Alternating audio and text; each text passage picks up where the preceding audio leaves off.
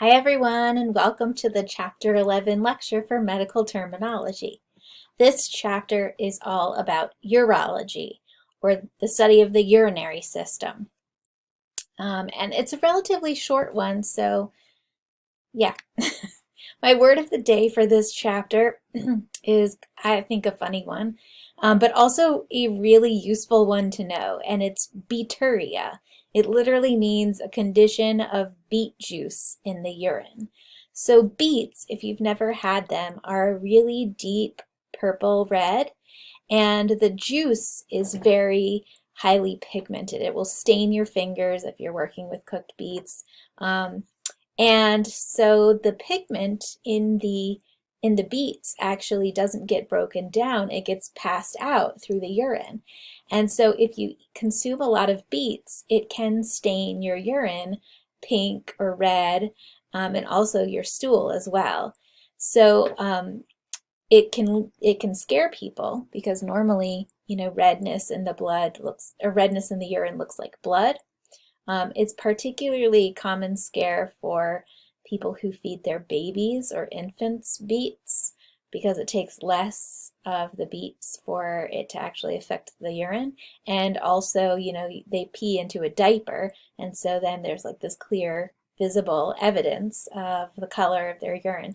So it's not uncommon for a parent to rush an infant to the emergency room or make a doctor's appointment because they think that their kid has blood in the urine, and really it's just beets from their diet. So now you know, and you'll be on the lookout if you feed your children beets or if you consume them yourselves. My husband hates them. He says they taste like dirt, but I like them. Alrighty, so the urinary system goes by a few different names, kind of akin to the digestive system. So the urinary system is also known as the urinary tract, or the genitourinary system, or urogenital system, because it is very closely associated with, and in some cases, in the case of males, directly overlaps parts of anatomy with the genital system. So oftentimes the practice of the urinary, so a urologist studies the urinary system and disease of the urinary system, but also will deal with disease of the male reproductive system. And likewise for females who see a gynecologist for the female reproductive system will also see their gynecologist for issues with their urinary system because they're both so overlapped. Another name for the urinary system is the excretory system because its job is excreting liquid waste. So that is the purpose of the urinary system. So the main pieces of anatomy of the urinary system, there are the kidneys. There's two of those normally. There are cases, rare anomalies, where people are born with just one or are born with three. I actually had a student one time who was born with 3 kidneys. So 2 is the normal number. They are suspended high and back in the abdominal cavity. So we'll see on the next slide that they live in what's called the retroperitoneal space.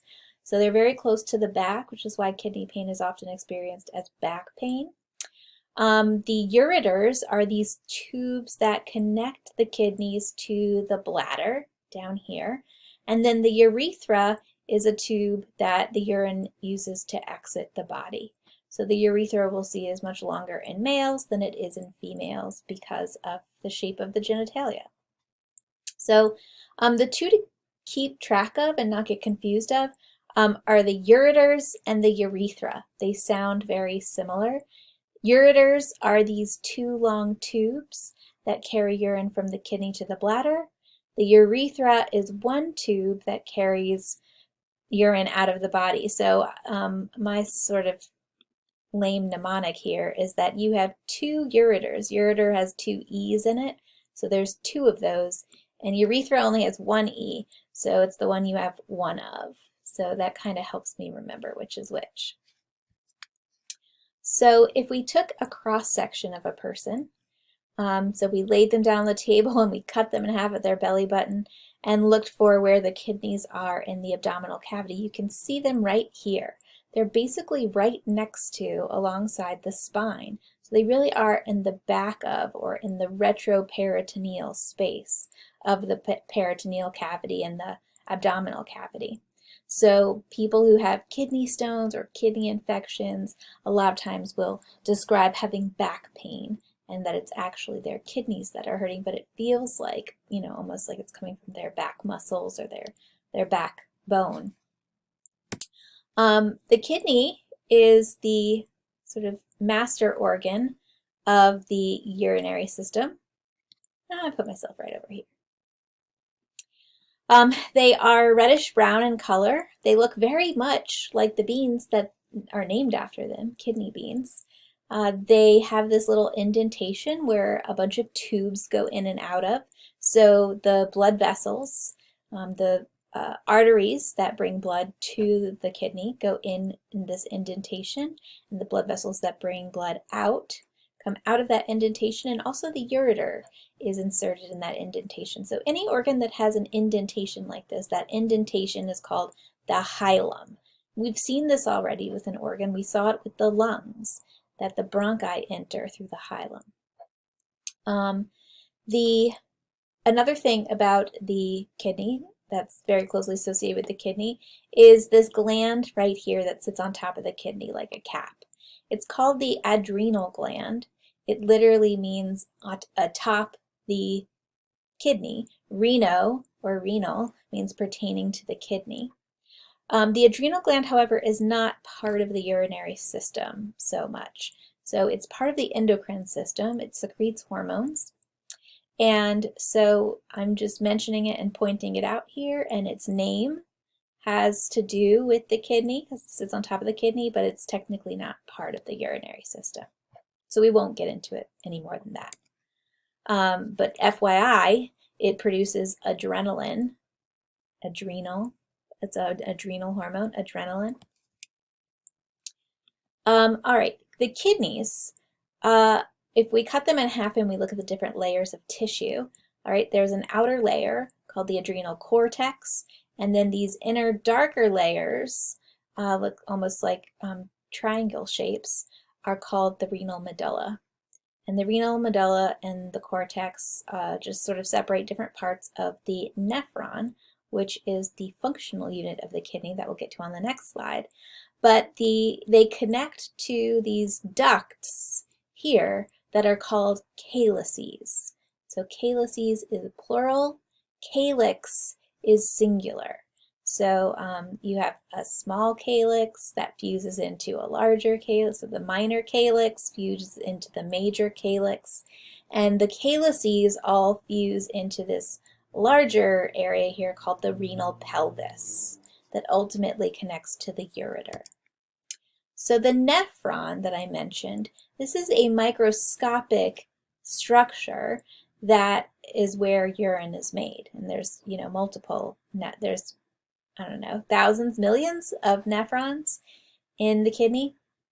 So it's this purple thing here. It's just like a series of twisted tubes. So the entrance is right here, sometimes called the renal corpuscle, more commonly called the renal capsule or the glomerular capsule or Bowman's capsule. And it's where the urine, or so the aqueous plasma in the blood gets filtered out of the blood and into the nephron at this point. Then that filtrate is going to move through the nephron and get slowly concentrated basically into essentially urine. So anytime we have a tissue that has a sort of single unit that is the functional part, it does like the whole function of that system, we call it the parenchyma. So we talked about the alveoli of the lungs being the parenchyma of the lungs because that's where gas exchange occurs.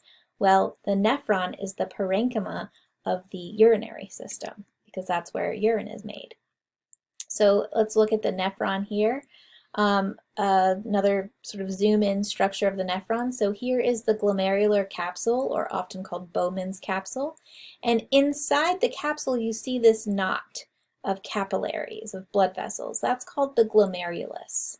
And the capillary walls of the glomerulus are very thin. They're very permeable, so it allows a lot of filtrate to leave, a lot of the aqueous component or watery component of blood to leave the blood vessel and enter the glomerular capsule here. And then we call that liquid, we call it the filtrate. So the filtrate will move through these tubes, first through the proximal convoluted tubule. So it's this windy tube, and it's on the proximal end of the nephron. Then it goes through this part here, the nephron loop, and then it goes through the distal convoluted tubule and ultimately into the collecting duct. So you can see that there's vasculature, there's capillaries that surround the nephron loop here and the convoluted tubules. And that's because the nutrients that your body wants to keep, that you ultimately want to keep, like sugar, all right, is going to get reabsorbed, and water to some extent will get reabsorbed into the body. So the purpose of the urinary system and of the nephron is to remove waste, but to keep in your body the nutrients and vitamins and minerals that you need, that you want to keep, and just get rid of any excess. So we call this process filtration, the process of that fluid moving through from the blood into the nephron is called filtration. As the filtrate moves through, nutrients that we want to keep get reabsorbed. So it's called reabsorption, not absorption, but reabsorption, because absorption is what we call absorbing nutrients from the intestines, all right? And so technically, by the time those nutrients get to the nephron, they've already been absorbed once. So we are reabsorbing them again back into the body. So that's why it's called reabsorption.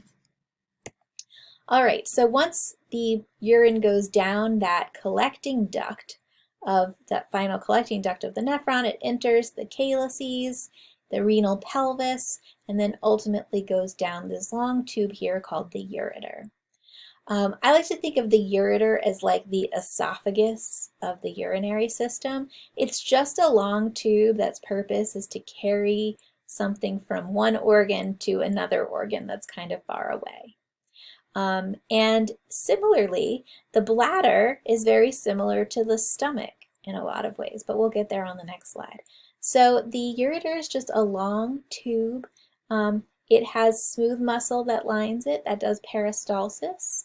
So it helps your urine move down into the bladder, even if you are laying in a flat position. So at night when you're laying flat in bed and you're making urine, it doesn't pool in the kidneys, it still moves to the bladder because of peristalsis. So the peristalsis is important to keep the urine moving despite whatever direction gravity is pulling on you. The openings where the ureters enter the bladder are called the ureteral orifices. So an orifice is just a medical term for an opening. And peristalsis is a term that you already know about, those muscular contractions. This is my little peristalsis hand motion.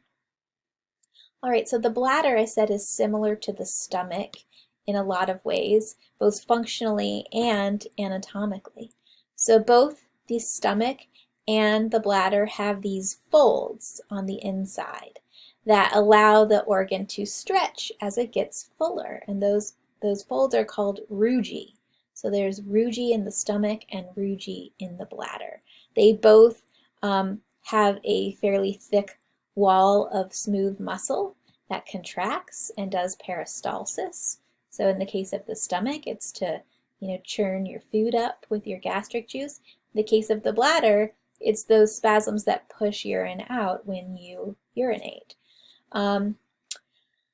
The dome or top part of both the stomach and the bladder are referred to as the fundus. So the fundus of an organ is just the top rounded part of it.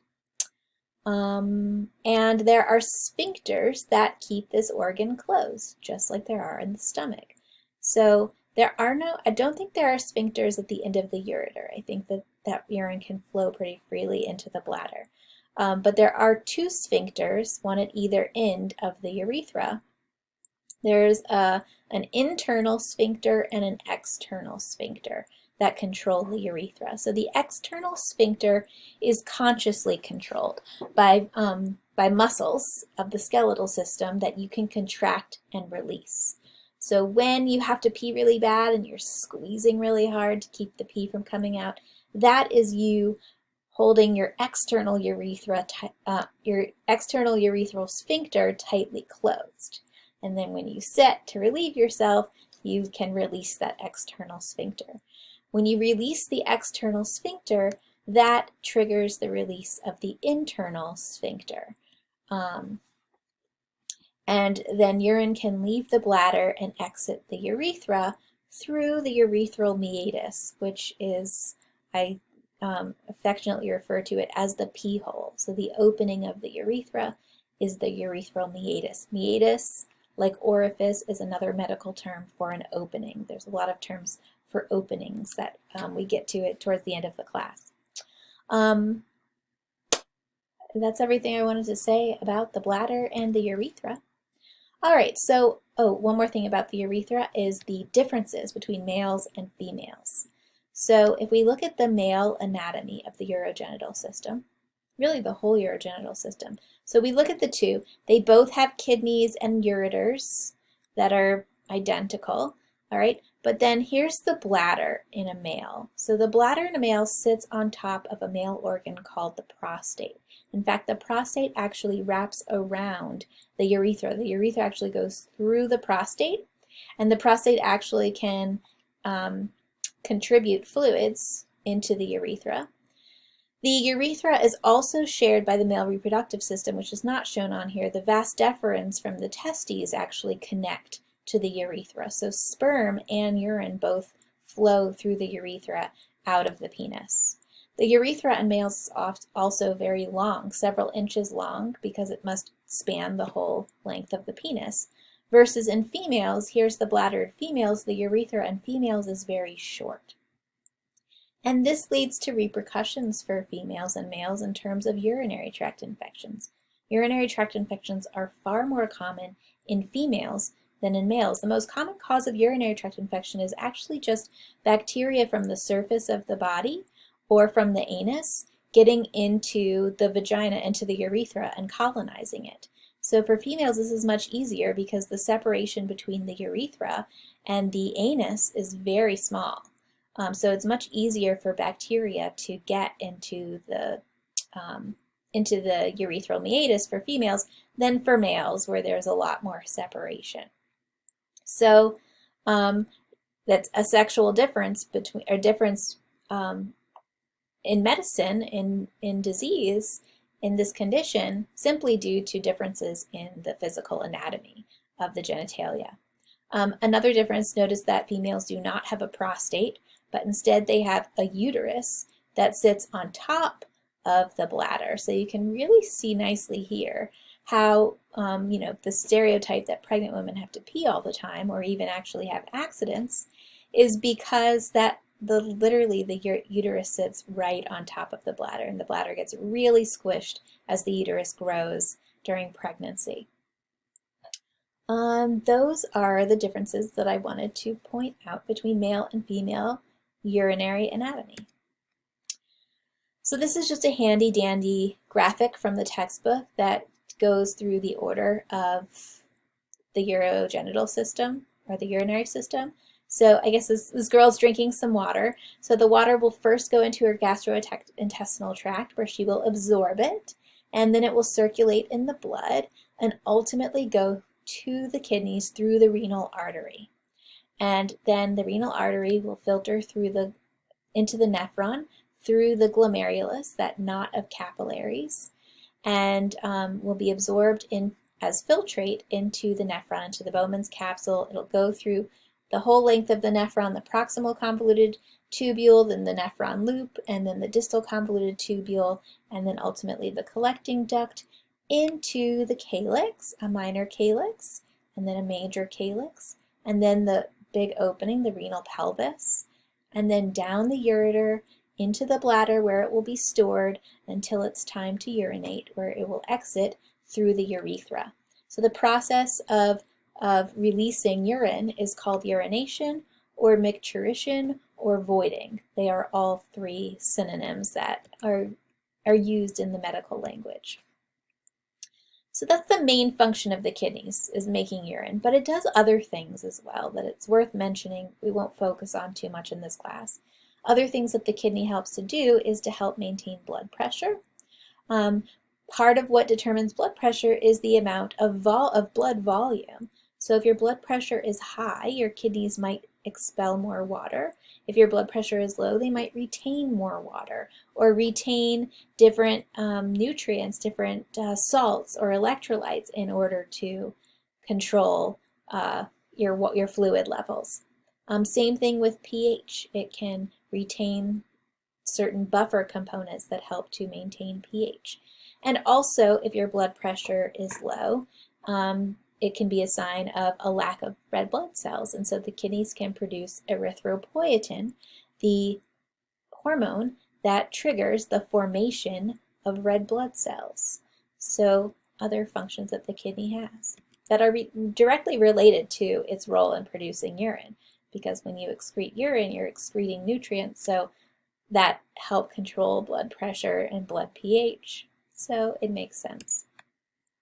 All right, now so for some diseases and conditions of the urinary system.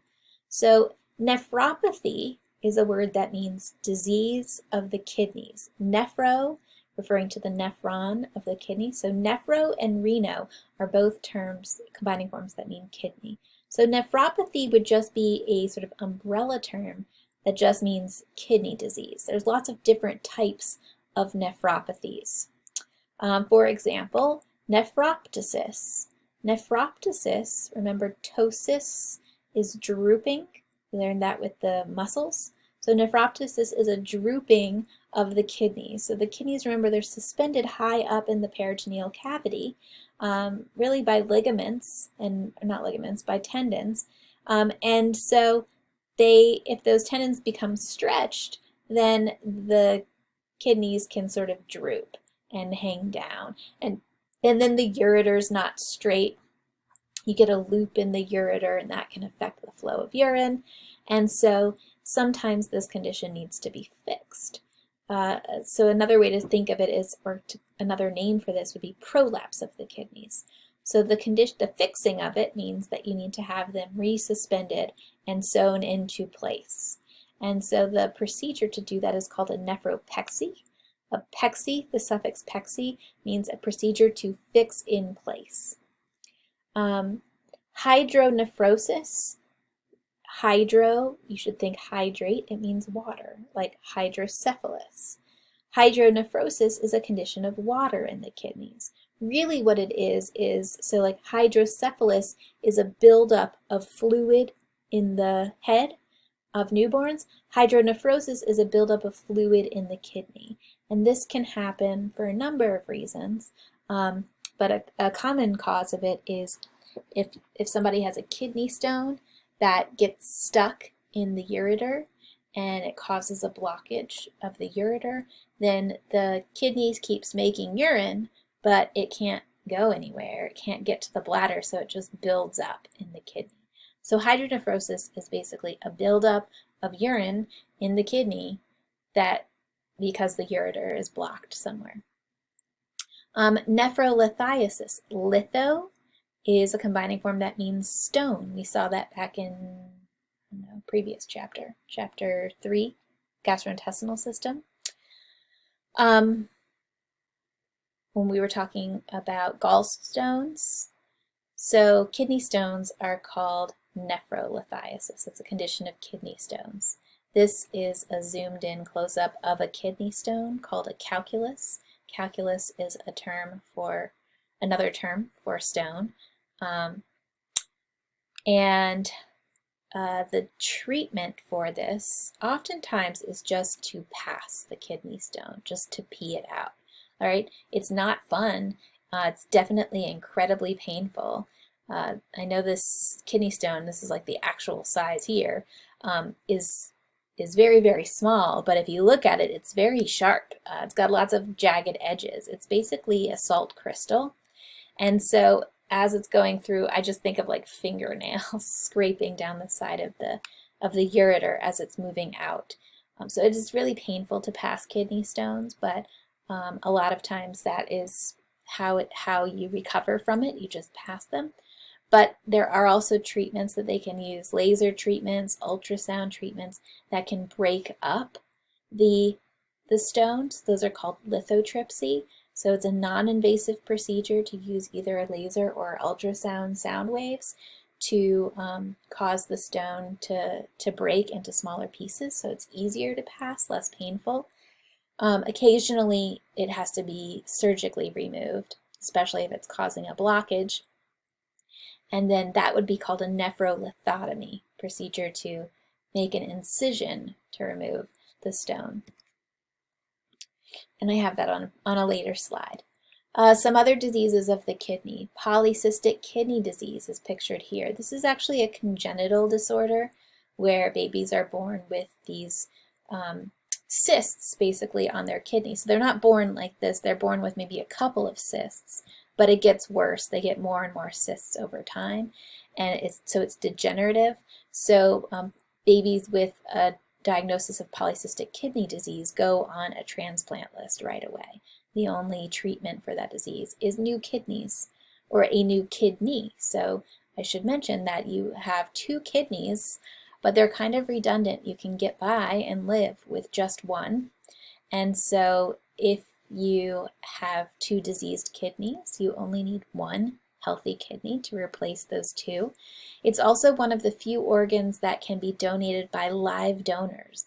Well, a lot of times infants with polycystic kidney disease end up getting a kidney transplant from a relative, not from their parents usually, because adult kidneys are too large for infants, so they need to get it from a smaller person. They can get it from a living donor, from a living person, like a sibling or a cousin. Or renal cell cancer. Renal, again, means pertaining to the kidney, so that would be a type of kidney cancer. Renal failure. So renal cell cancer is fairly treatable if it's in one kidney and you could remove that one kidney. Then before it metastasizes, you still have the other kidney and you're good to go. Renal failure happens when the kidneys get overworked and fail. And this can happen from having chronic diabetes that's uncontrolled. Chronic high blood pressure, hypertension can lead to renal failure. And what happens when the kidneys fail is they can't produce urine, and so you get a buildup of waste product in the blood. So that waste is not getting filtered out and sent to the urine. It's slowly building up in the blood and basically becoming toxic. So people who have renal failure, well, they go on a transplant list. They ultimately need a kidney transplant. But until then, they can get treatments of dialysis. So dialysis treatments basically take the blood from your body, put a needle in your arm, take the blood out, run it through this machine that pulls out all of those wastes. It basically works like the Nephron and filters out all of the wastes, and then sends that cleaned blood back into your body. So it's a machine that basically functions as the kidney and filters out waste. So that condition of a buildup of urine waste in the blood is called uremia. So the main component, waste component of urine is called urea. So a buildup of urea in the blood is a sign of kidney failure, which is not to be confused with hematuria. Hematuria is a condition of blood in the urine, which can also signal kidney disease, kidney damage, or like renal cell cancer might result in blood in the urine, but also it could be from the urinary tract, other parts of the urinary tract, like the bladder or the urethra. So hematuria is a condition of blood in the urine, whereas uremia is sort of more of a condition of urine in the blood. So they kind of have similar definitions, but they're very different things. So know the difference between the two. Urinary tract infections, often abbreviated UTI, can happen anywhere in the urinary tract. So the most sort of superficial urinary tract condition is urethritis, an infection of the urethra. If that goes untreated and unnoticed, it can progress to cystitis, an infection of the bladder.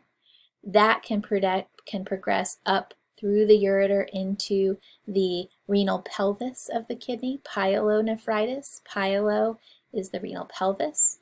Or glomerulonephritis, which is an infection of the kidney tissue itself. And so these are just different levels of seriousness as well. So ideally you catch it early on in the more superficial parts of the urinary system. Most common symptom of urinary tract infection is a persistent urge to pee. So like you go to the bathroom and you pee and then you flush and wash your hands and walk out of the bathroom and feel like, wait, I need to pee again. How is this possible? So if you ever experience that, and I'm telling you this is a public service announcement, because urinary tract infections are really, really common. They become much more common once people become sexually active because there's more bacteria that are being transferred in the genital region.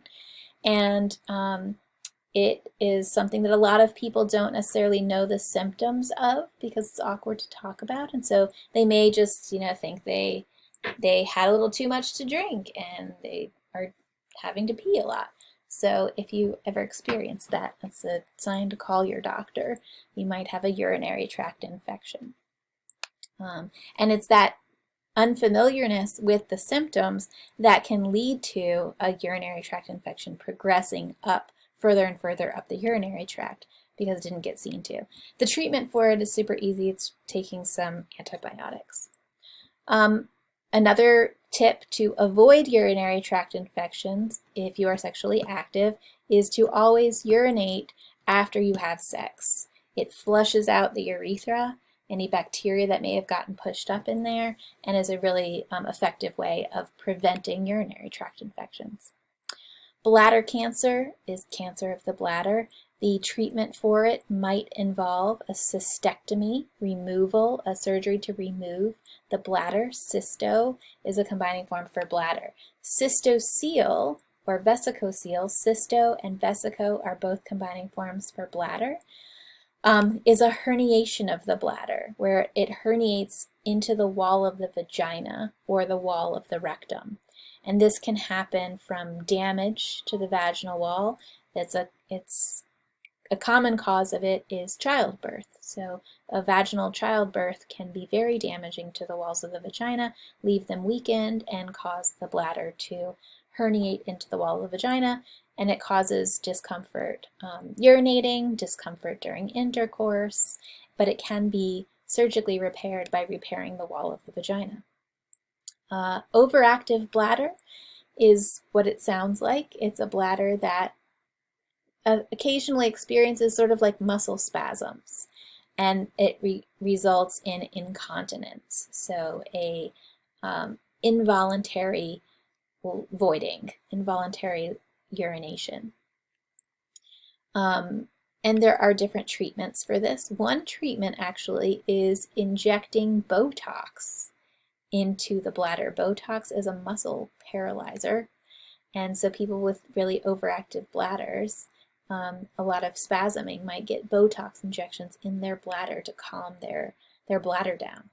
Vesicovaginal fistula is not very common in developed countries, or when it happens, it's very treatable.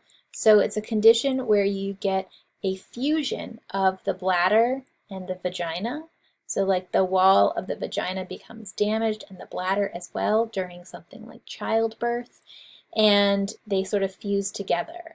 And so the urine, as it's filling up the bladder, starts spilling into the vagina and then out of the vagina.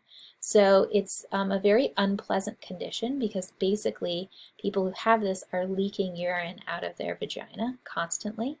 The vagina is colonized with bacteria. The bladder is not. Bladder is a sterile environment. But when you fuse them together, now the bladder becomes colonized with bacteria. So they often have bladder infections. The urine is very smelly because it's full of bacteria. It's really an unpleasant condition. And again, in developed countries, it's usually uncomfortable enough that people get treated. And also in developed countries, it's less likely to occur because of good medical care during birth. But in a lot of undeveloped countries, this is more common in places where there's no one attending childbirth. Women are just having babies on their own, and they're not getting good prenatal care, and they're not getting good labor care. And then this happens, and the sad thing is that they then become, although they are really a victim of this condition, they end up being really ostracized. It's like a very shameful condition, and their families usually like lock them in a back corner, and are very embarrassed of them and don't let them out in public because they smell and they can't control their leakage. And it's really very sad. I read this book that I highly recommend. It's a fiction, but it has some very factual medical elements because it was written by a doctor. It's called Cutting for Stone by, I'm blanking on his name now. Nope, I have it right here. Oh, Abraham Verghese is his name. And it's a very good book. It takes place in Ethiopia, and one of the characters becomes really passionate about fixing vesicovaginal fistula for women in Ethiopia. So whenever I hear that condition, I always think of that book. All right, other diseases and conditions. Some abnormal positioning of the urethral meatus. So there's a condition called epispadias and hypospadias. They're sort of two different sides of the same coin. And it is a condition where the urethra doesn't form properly. It's much more common in males because males have a very long urethra. And the urethral meatus is normally at the tip, the distal end of the penis. But in the case of epispadias and hypospadias, the urethra doesn't develop properly, doesn't develop long enough, and so the opening is not quite at the distal end. It's somewhere either on top, on the ventral surface of the penis, or the dorsal surface of the penis. Sometimes it involves a like a groove, all right, where the urethra should be. So this is fixable through surgery called a urethroplasty, a procedure to reshape the urethra. Some conditions involving urination, diseases or conditions of urination. Dysuria, a condition of abnormal or painful urination. So this is really a symptom, not a disease. If you have kidney cancer or a urinary tract infection, you may experience burning or discomfort when you pee. That's dysuria. Hematuria, we already defined as a condition of blood in the urine. Anuria, that prefix an means without. So this would be someone who is not making urine. Again, due to renal failure or potentially a blockage, they're not having any urine output. Oliguria, oligo is a combining form that means few or scanty. So this would be someone with reduced or low urine output, which could be a sign of dehydration. It could be a sign of poor renal function. So all of these are really sort of symptoms that can point to an issue with the urinary tract. Bacteriuria would be a condition of bacteria in the blood that you would have if you had a urinary tract infection. You also may find pyuria, a high amount of white blood cells in the blood. Pyo meaning pus, and pus is really just white blood cells. Glycosuria is a condition of glucose or sugar in the blood. So glucose usually gets reabsorbed. A healthy person should not have glucose show up in their urine.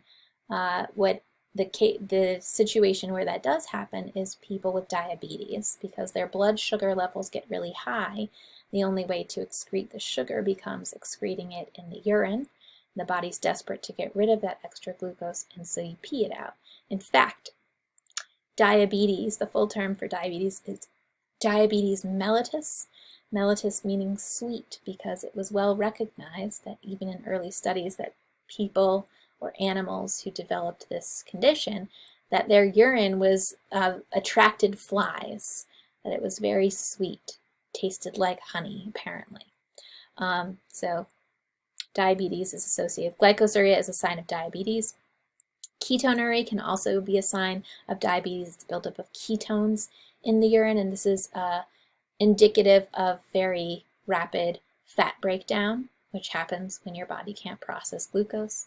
Albuminuria or proteinuria. Albumin is a protein in your blood, and proteins are too big to be filtered into the filtrate of the nephron. So if protein is showing up in your urine, that's a problem. It means that the blood in the glomerulus is being pushed too violently through those capillaries. Oftentimes proteinuria corresponds with hypertension, high blood pressure. So there are various conditions where protein is excreted in the urine that is not normal and a sign of some other issue.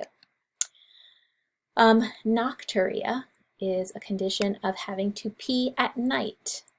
So this is not wetting your bed. All right, that's nocturnal enuresis. Nocturia is just waking up a lot at night to go pee. This is common in elderly, it's common in pregnant women. So there's that. It also can be in people with diabetes. One of the early signs of diabetes is an increased need to urinate. So nocturia, if you have to get up a lot at night to pee, that could be a sign, an early sign or symptom of diabetes. Enuresis is the involuntary release of urine.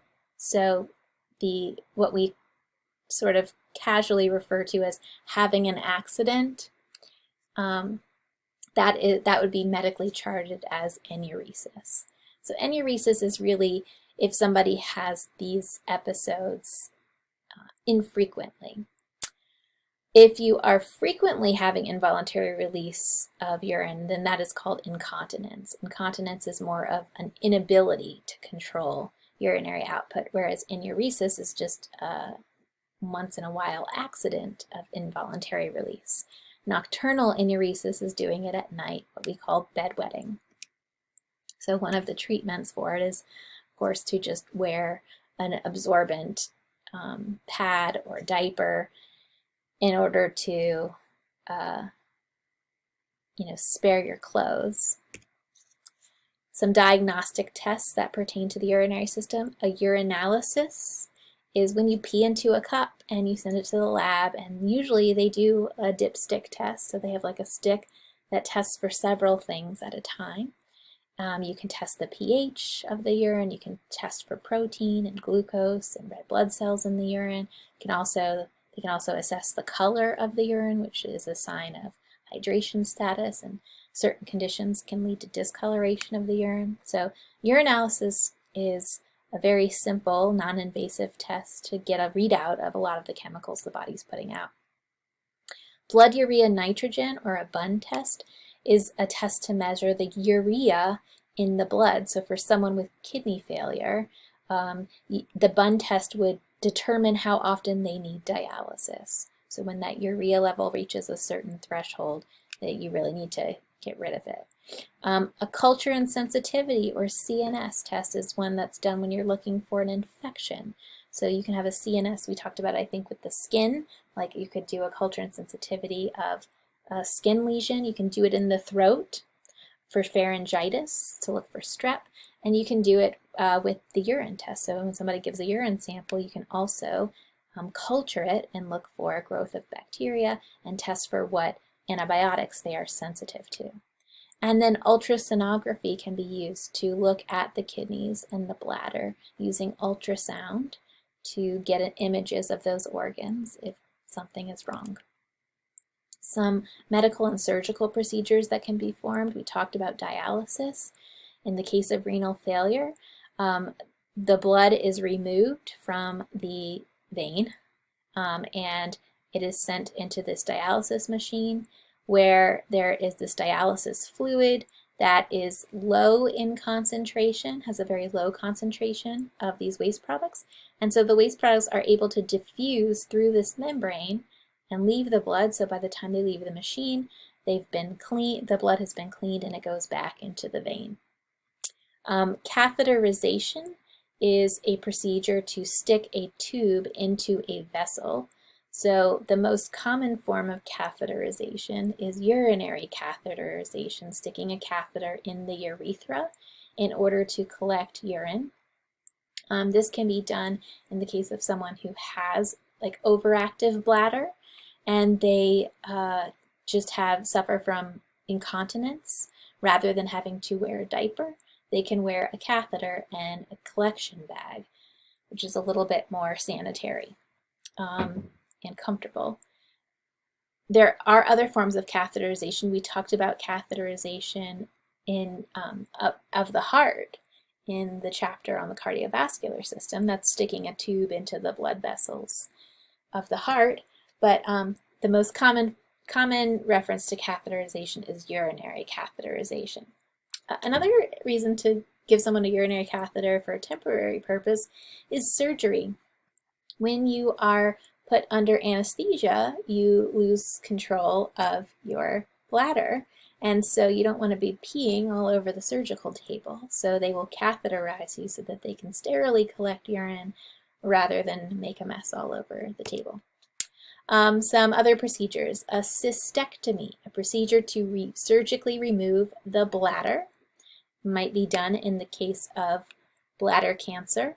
All right, that might have been discovered by doing a cystoscopy, a procedure to view the bladder, and that can be done as shown in this picture here. So basically what they do in a cystoscopy is they feed a very small camera on a wire through the urethra into the bladder so that they can look around and see inside the bladder and look for tumors or growths. Kidney transplantation, to take a kidney from one person, put it into a person with non-functioning kidneys. Lithotripsy, that procedure to break up or crush kidney stones using either sound waves or lasers. It's a nice non-invasive way to ease the passing of kidney stones. A nephrectomy would be a surgical procedure to remove the kidney. So somebody who was having a kidney transplant would first need a nephrectomy and then the transplant procedure. A nephrolithotomy is a surgery to remove kidney stones. It's named a little bit funny, like it should be nephrolithectomy, really, because you're removing the stone, but it's not. It's nephrolithotomy. You make an incision, I guess, to get the stone. A nephropexy is that procedure to fix in place kidneys that are drooping in nephroptosis. A renal biopsy is a procedure to take cut a little piece of the kidney off to look at it under a microscope to see if it is cancerous. And then lastly, we've got some drug categories. Antibiotics would be given in the case of any type of infection, whether it's cystitis or glomerulonephritis. Depending on where in the urinary tract the infection is, you might be given oral antibiotics, like if you just have a urethritis, like a lower urinary tract infection. But if you have an upper urinary tract infection, you might be put on IV antibiotics. An antispasmodic is like a type of muscle relaxant. It stops muscle spasms of the bladder. So someone with overactive bladder disease might take an antispasmodic before resorting to something like Botox injections or catheterization. A diuretic is a class of drug that increases urinary output. So it increases fluid loss. And these are sometimes given to people with high blood pressure to increase their fluid loss to reduce the blood volume. People who have fluid retention, edema, or swelling need to get rid of that fluid, so they might be given diuretics for that. So diuretics have to be carefully prescribed because too much can lead to dehydration, and that's dangerous. And then lastly, a lot of diet aids, a lot of diet pills that they sell over the counter are simply just diuretics. They basically just make you pee out some extra water weight. It's not real weight loss. And again, they can be dangerous because they can result in dehydration.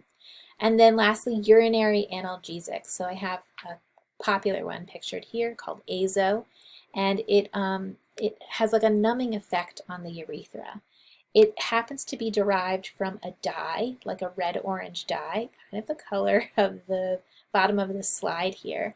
And so the dye gets passed out and excreted in your bodily fluids.